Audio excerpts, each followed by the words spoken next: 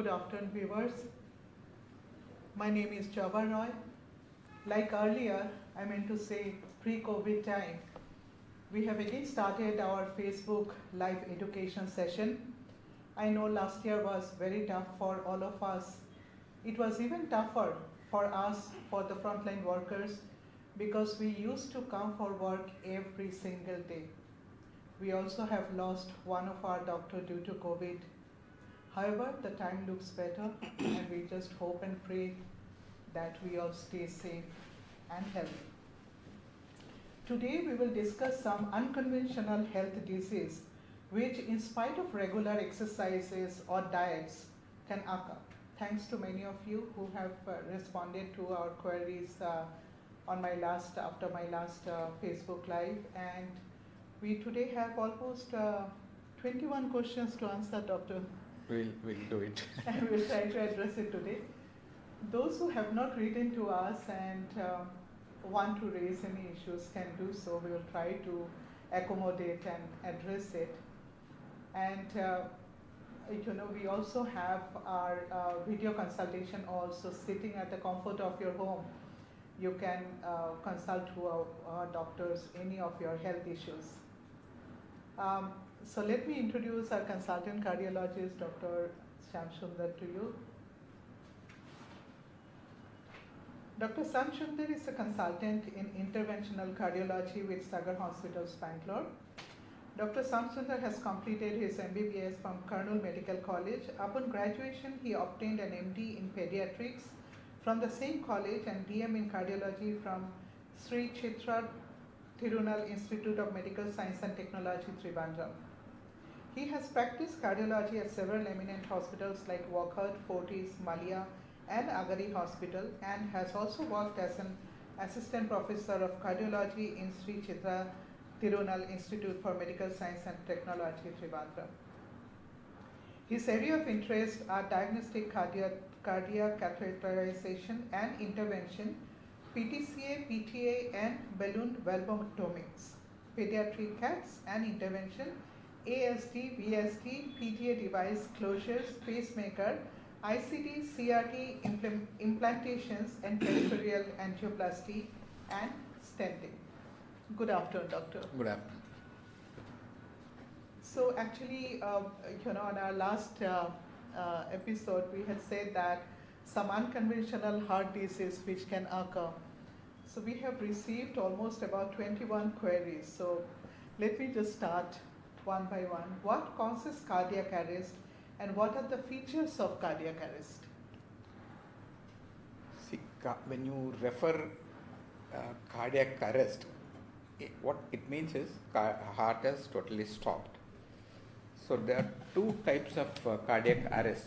There are so many causes, but in general, commonly speaking, cardiac arrest are mainly because of blockages in the blood vessels supplying the heart.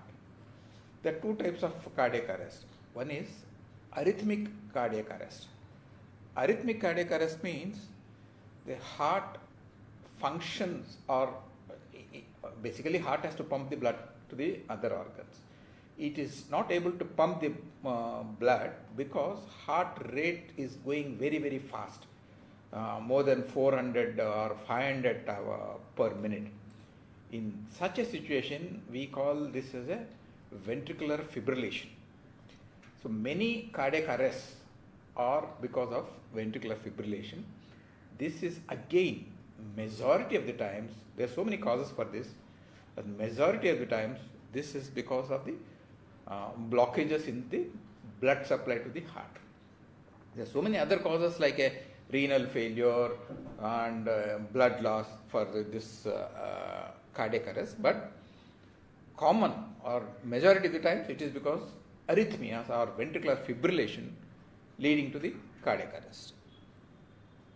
What are the less known or non-traditional risk factors which can lead to a premature heart disease, especially in a person who is apparently healthy and maintaining a healthy lifestyle? Yeah, that is a good question. See, as we know, there are some traditional risk factors like hypertension, that is very high blood pressure, sugar, diabetes mellitus, smoking, tobacco use, or dyslipidemias like a increased cholesterol or increased triglyceride, or it could be reduced high density HDL levels. So basically this will be grouped as a dyslipidemias, abnormal cholesterols. So these are the traditional risk factors. But of late, or some patients are developing blockages or heart attacks, so or strokes. So whether it's in a heart attack or whether it's a stroke, they come under atherosclerotic cardiovascular disease. It could be because of the disease of the blood vessel supplying the brain or heart, or same thing, disease of the blood vessel going to the legs, or sometimes disease of the blood vessel supplying the kidney. All of them come under atherosclerotic cardiovascular disease. So some of the patients, maybe around 10 to 20% of the patients do not have these traditional risk factors like high blood pressure, diabetes, smoking, or dyslipidemias. So when you look into those patients, there are several, almost more than 100 other less known risk factors have come up.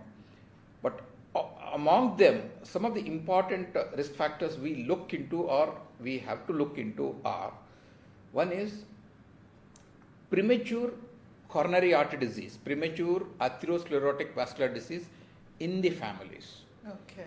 If somebody in your family, first degree relatives like parents or brothers, have experienced any stroke or any heart attack or any sudden death before the age of 55. Okay. So that known as a known factor, that comes under the known factor? It may or may not, or it generally... If it is, okay. if it is there, it has to be taken as a risk factor. Okay, okay. Now we are taking only 4 traditional risk factors. Right. So there are some other risk factors which have to be considered when we assess the risk profile of the particular patient. Okay. Basically, we assess the risk so that we can start off the early treatment. It is only the parents or siblings, or even First degree relatives. Okay. So any events in the first degree relatives, event could be heart attack, event could be sudden death, or it could be a angioplasty procedure in the family.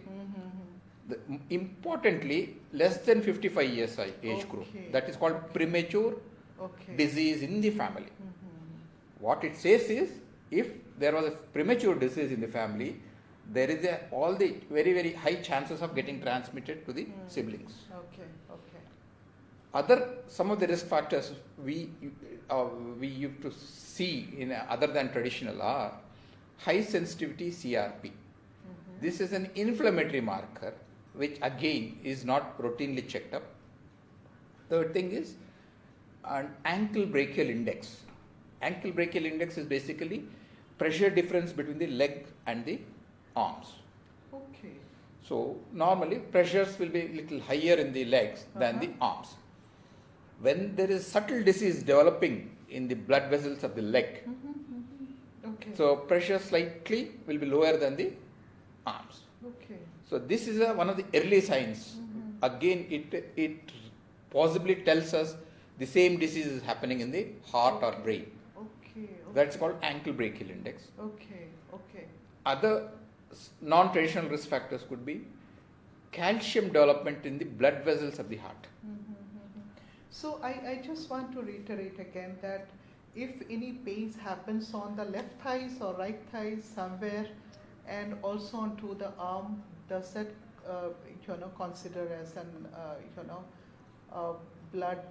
No, pain. We are not talking about the symptoms now. When there is already symptoms, we know that there is already disease. Definitely when there is a severe block in the blood vessels of the leg, patient will have a severe pain on walking.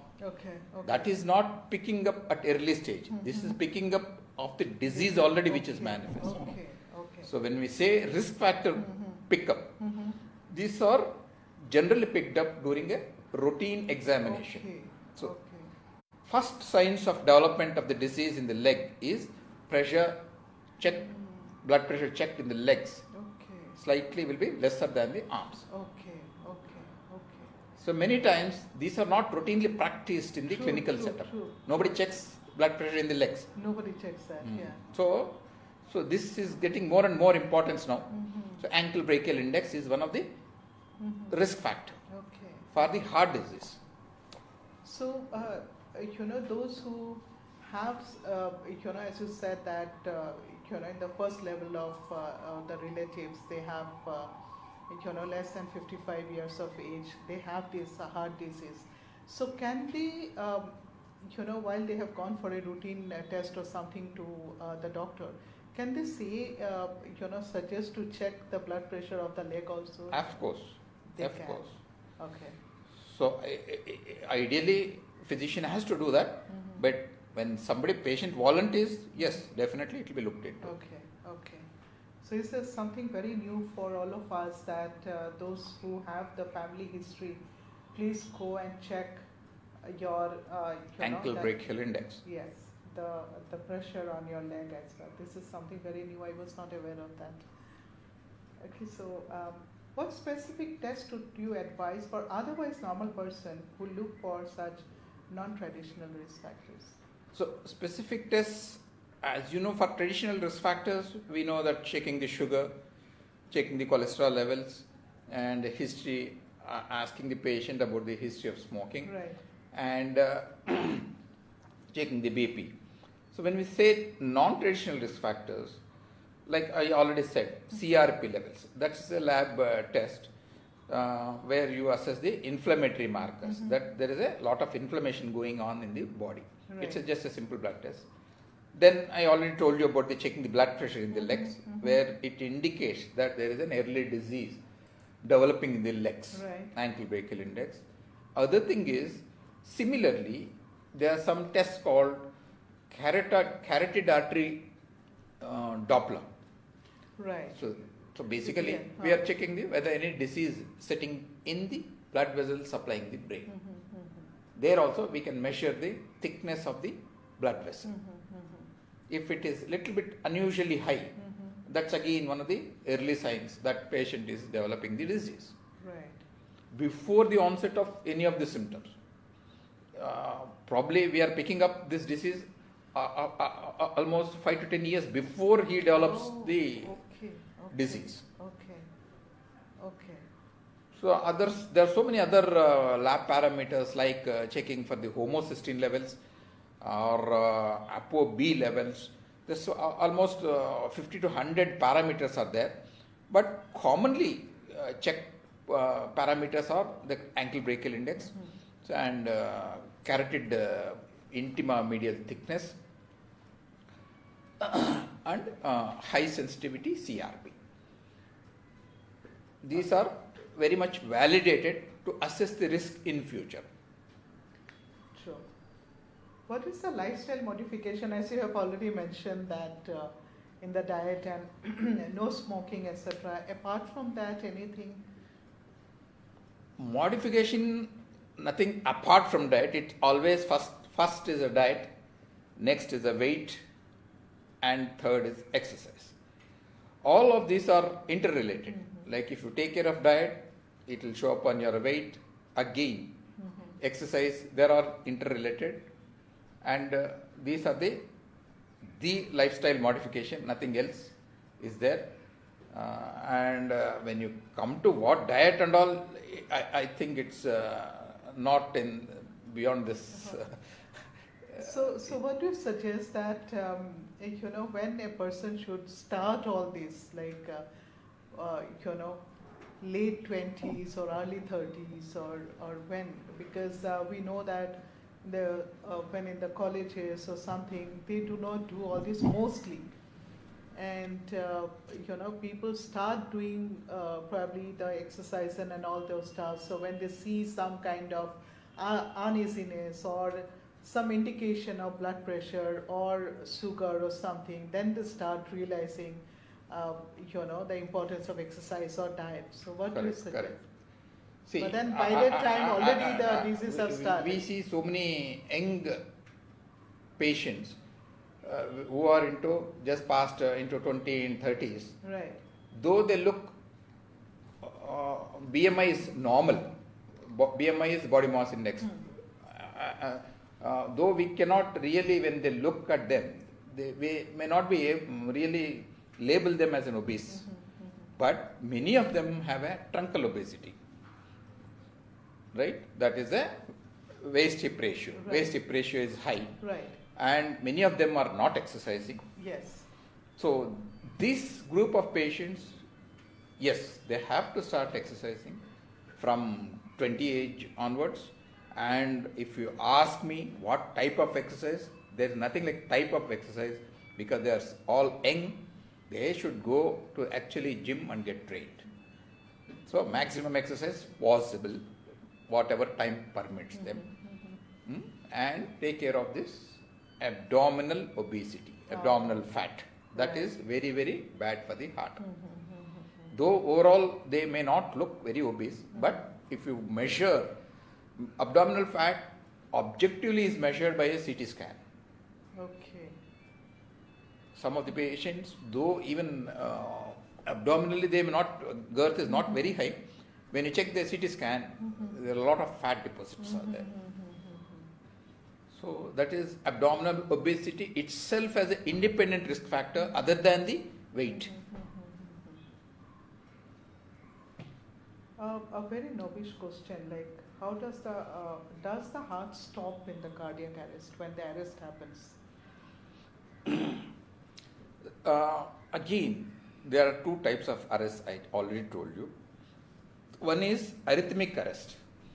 Arrhythmic arrest is the heart is not stopped contracting, but heart is contracting at very, very high speed, like that. Okay. Normal speed of heart activity is around 70 to 100 or something like that. In an arrhythmic, like a ventricular fibrillation, heart is contracting. It is not stopped, but it's contracting very, very Fast. very, very fast, and and irregularly also. When the heart activity is very, very fast, it is effectively it's not doing its job of pumping the blood vessels. True. One is it's not pumping the blood vessel to the brain. Then when it's not pumping the blood, patient becomes unconscious. Right. And at the same time, it is not pumping the blood into its own system. Even heart suddenly, slowly it develops Right. arrest. So next stage, when you don't intervene in the ventricular fibrillation stage, then heart stands still. What is the time frame you can give that when we see something like that happens at home? And what is the immediate one should do, and what is the time to bring the patient to the hospital? What is the golden time?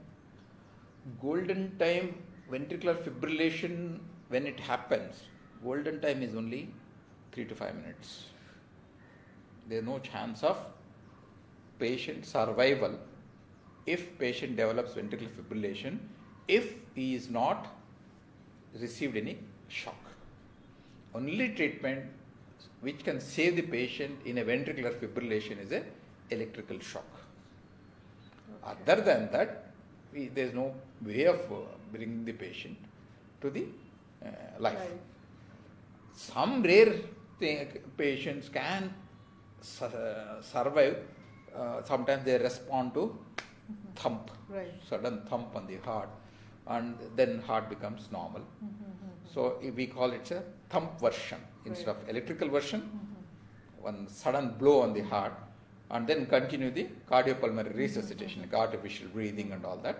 Then if they are brought to the hospital within half an hour to 1 hour, and if some activity is there, like a heart beating and blood pressure activity is there, they are all still we can take up for the procedure, Right, like an right. angiogram and angioplasty, then they can survive. Now, what is the difference between heart attack and cardiac arrest? Heart attack is a very, very generalized term.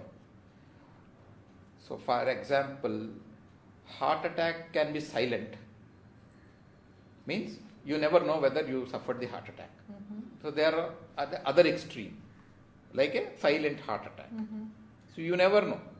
How What is the are they symptom picked for up? them? How are they picked up? Either they are picked up Okay. by an ECG assessment, Okay. or they are picked up when we scan the heart, like echocardiogram. Right. There are areas of heart, Right. like areas of heart not moving well. Right. These are the how we pick up the silent heart attacks. Right. So that is a one extreme of heart attack. Basically means damage to the heart muscle. That's all. Okay. Okay. If heart attacks are very small, they are not presenting to the to him also. He doesn't have any symptoms. Okay. Or very rarely, majority of the diabetes patients, because they don't have the pain threshold is very very high, or painless also, they will not experience the pain. There also silent heart attacks are common. So heart attacks can vary from silent or very very mild to massive heart attack presenting as sudden cardiac death. Okay. So one extreme is silent, Right. no symptoms, patient will be happily roaming around, he still doesn't know. Without knowing. Or sometimes he feels an acidity thing, he takes Gelusil or whatever it is, he keeps quiet. And nature also heals him. It's not that every heart attack will go into a problem. So they are one extreme. Other extreme is massive chest pain, there is no way to reach hospital, no way to call the relatives, and you find him dead. So these are the extremes, but both are heart attack. Okay. Okay. So why some attacks are small, why some attacks are life threatening, it all depends where exactly is the block situated. Okay. If the blocks are situated very in the small vessels, very much lower down in the heart like this, they are very small attacks. It doesn't matter for the heart. Other heart muscle is normal. They will take over the function. Similarly, if main pipe is blocked, then there is no way that other heart muscle can support the dead ones. Right. So it actually matters where exactly is the block. That decides the symptoms of the heart attack. Should one worry about the heart attack at early 30s? Yes, that is really worrying now.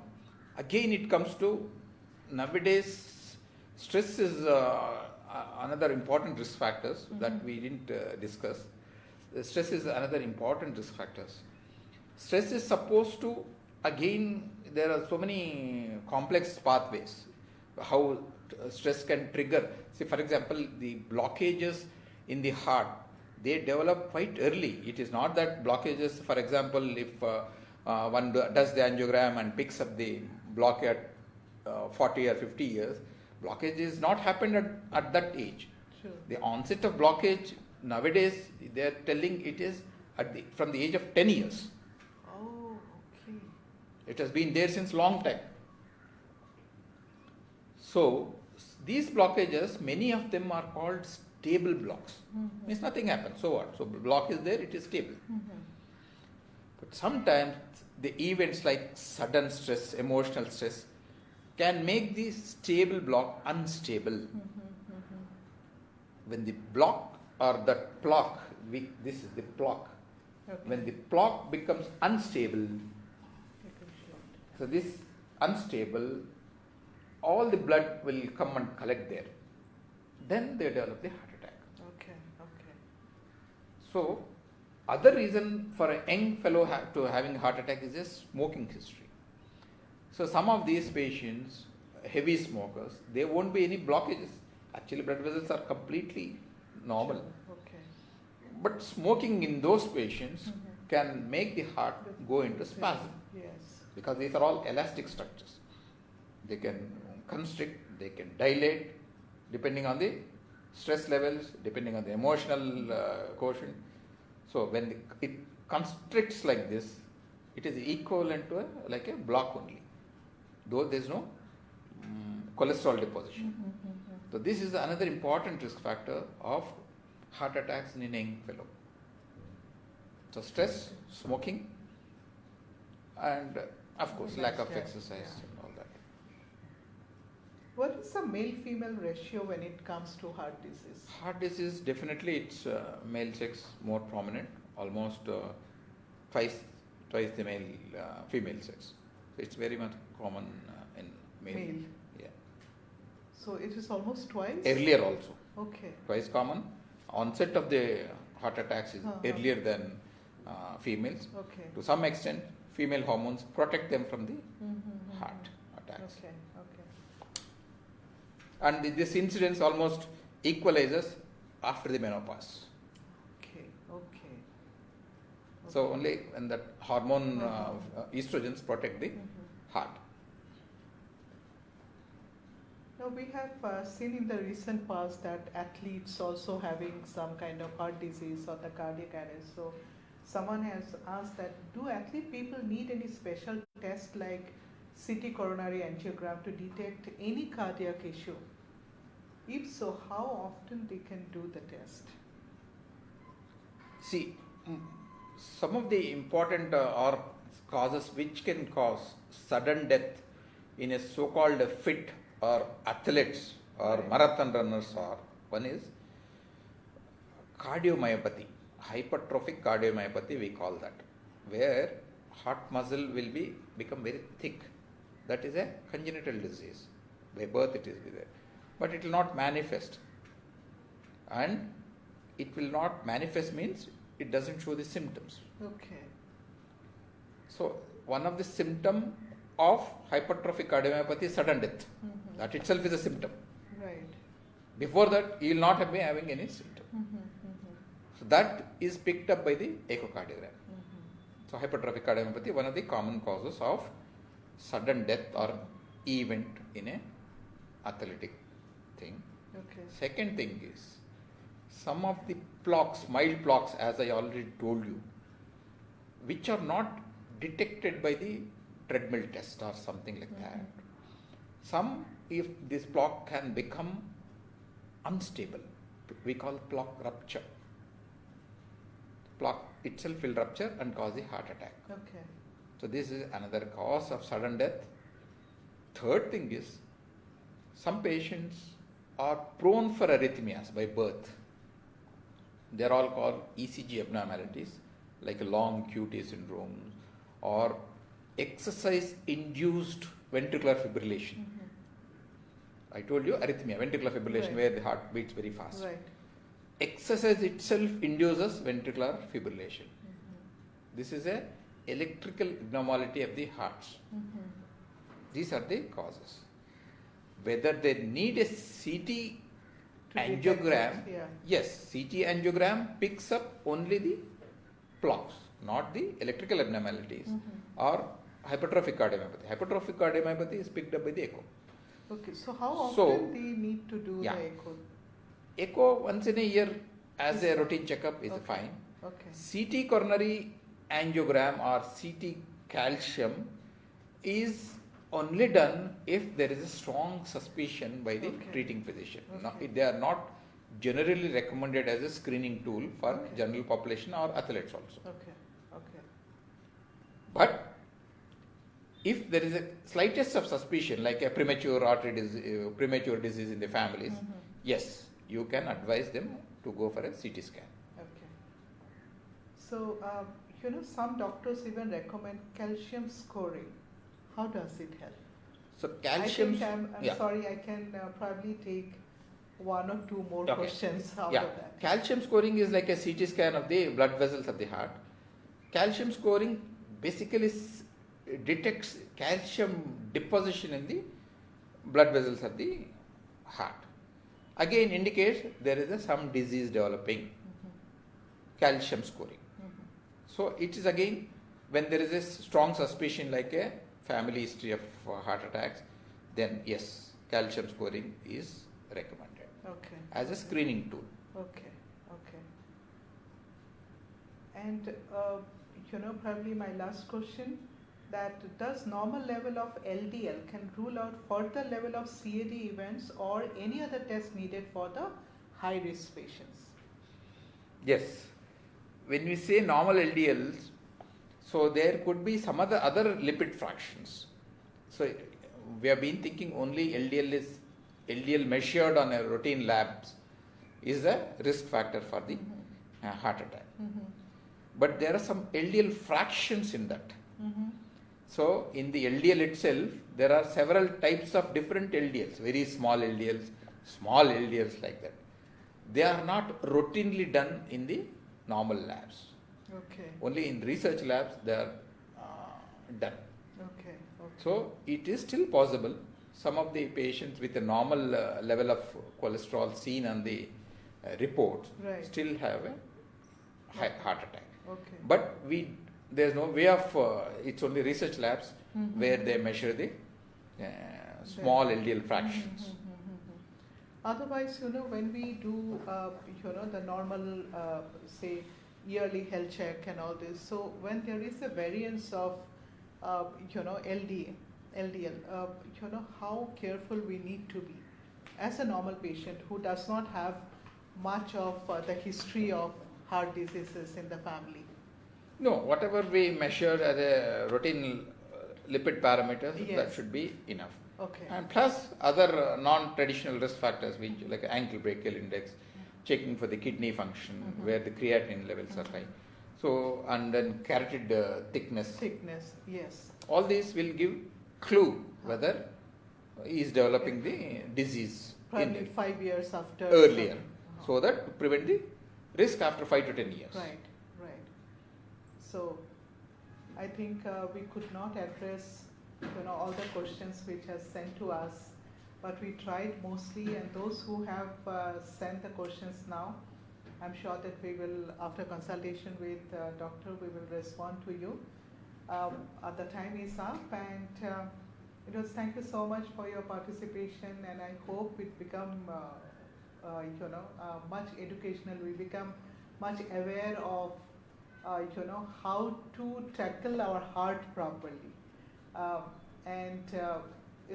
Thank you so much, doctor. It was excellent. Thank you. And on 10th of February is World Epilepsy Day. On 9th, we'll be coming back to you again with our neuroconsultant. If any of you want to know that if somebody has an epilepsy disease in your family and want to know more about that, please write to us at infobsk@sagarhospitals.in. Thank you so much.